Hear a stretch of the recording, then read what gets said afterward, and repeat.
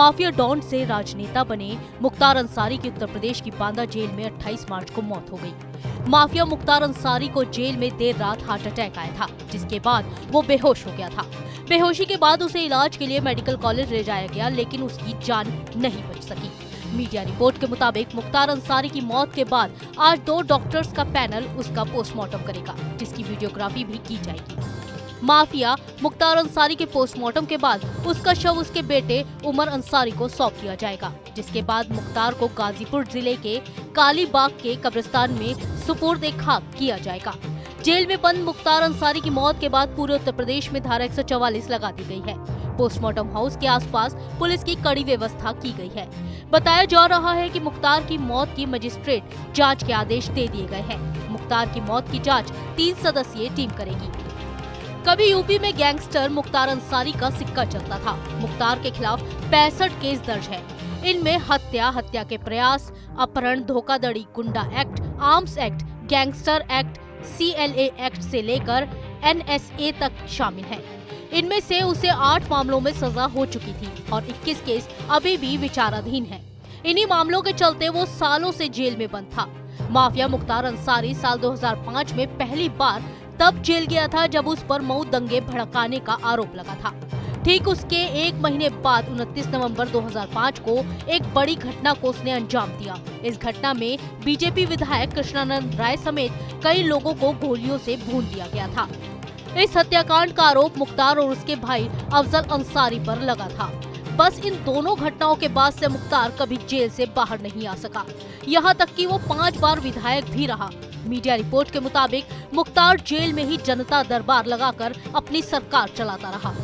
अब आपको बताते हैं कि बीजेपी विधायक कृष्णानंद राय की हत्या, ब्रजेश सिंह कनेक्शन और बदला लेने के लिए मुख्तार अंसारी का फुल प्रूफ प्लान क्या था। बात साल 2005 की है। तब यूपी में 2 बड़ी वारदातें हुई थी, जिसमें मुख्तार अंसारी का नाम सामने आया और इन घटनाओं ने हर किसी को हिलाकर रख दिया। माफिया मुख्तार पर पहला मामला मऊ दंगों से जुड़ा। मऊ में रामलीला मैदान में भरत मिलाप के दौरान दंगे भड़क गए थे। मऊ दंगे के बाद वो पूरे देश में सुर्खियों में आ गया था। मऊ दंगे के वक्त मुख्तार का एक वीडियो सामने आया था, जिसमें वो जिप्सी में अपने हथियार बंद गुर्गों के साथ दंगा प्रभावित इलाके में घूमते दिखाई दिया था। मुख्तार की AK-47 के साथ खुली जीप में फोटो भी वायरल हुई थी। इस वीडियो और फोटो के वायरल होने के बाद मामला गर्मा गया था। मामले के तूल पकड़ने के बाद मुख्तार ने कहा था कि वो लोगों को समझा रहा था। इसी मामले में मुख्तार जेल की सलाखों के पीछे पहुंचा था। इसके बाद वो कभी बाहर नहीं निकल सका। जेल जाने के बाद वो सिर्फ 2 बार ही पैरोल लेकर बाहर आ पाया था। दूसरा मामला कृष्णानंद राय की हत्या का है, जिसका बीज साल 2004 में ही बो दिया गया था।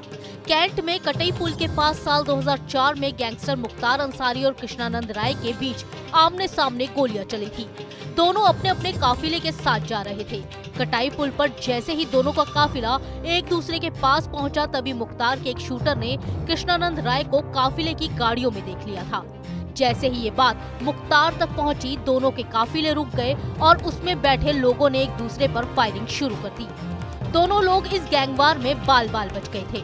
बताया जाता है कि इस दौरान कृष्णानंद राय मुख्तार पर भारी पड़े थे। इस घटना के वक्त मुख्तार अंसारी और कृष्णानंद राय दोनों विधायक थे। इस बात की चर्चा हर तरफ थी कि माफिया मुख्तार अंसारी जल्दी ही कृष्णानंद से इस हमले का बदला लेगा, जिसकी आशंका कृष्णानंद राय ने भी जताई थी। इसके बाद हुआ भी यही। मुख्तार के सरेंडर करने के बाद 29 नवंबर 2005 को बीजेपी विधायक कृष्णानंद राय की हत्या कर दी गई। घटना के वक्त कृष्णानंद राय को उनकी गाड़ी के अंदर भून दिया गया था। इस गोलीकांड में कृष्णानंद राय अपने सुरक्षा कर्मियों के साथ गाड़ी के अंदर से निकल तक नहीं पाए थे। मीडिया रिपोर्ट के मुताबिक इस हत्याकांड को अंजाम देने के लिए शार्प शूटर मुन्ना बजरंगी और अतिकुर रहमान उर्फ बाबू ने अपने साथियों के साथ 400 से भी ज्यादा राउंड फायरिंग की थी। इस हत्याकांड में भी मुख्तार को मुख्य आरोपी बनाया गया था। तब कहा गया था कि मुख्तार ने जेल में बैठे बैठे बीजेपी विधायक कृष्णानंद राय की हत्या कर अपनी पुरानी दुश्मनी का बदला ले लिया है। इस हत्याकांड की जांच CBI को सौंपी गई थी। Team news nation.